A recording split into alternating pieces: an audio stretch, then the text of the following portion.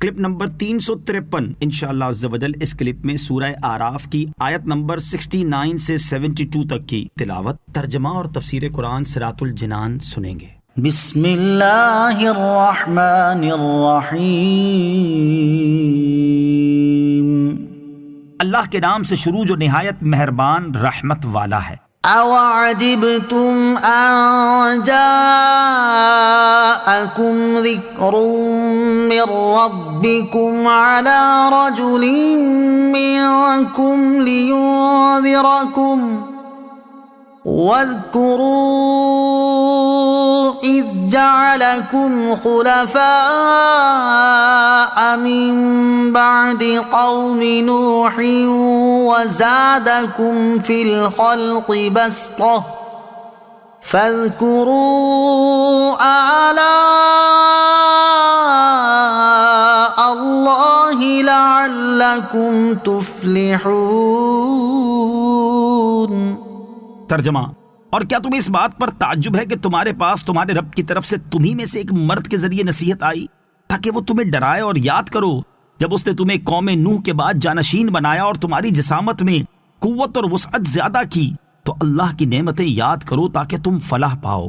وَزَادَكُمْ فِي الْخَلْقِ بَسْطَةً، اور تمہاری جسامت میں قوت اور وسعت زیادہ کی۔ اللہ تعالیٰ نے قوم عاد کو سلطنت اور بدنی قوت عطا فرمائی تھی، چنانچہ شداد ابن عاد جیسا بڑا بادشاہ انہی میں ہوا۔ یہ بہت لمبے قد والے اور بڑے بھاری ڈیل ڈول والے تھے۔ قالوا اجئتنا لنعبد اللہ وحدہ ونذر ما كان يعبد آباؤنا فأتنا بما تعدنا إن كنت من الصادقين۔ قال قد وقع عليكم من ربكم رجس وغضب أتجادلونني في أسماء سميتموها أنتم وآباؤكم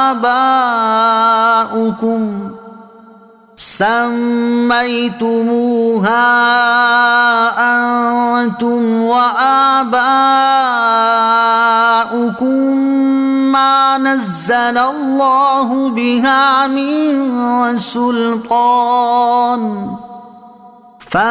فانتظروا إني معكم من المنتظرين۔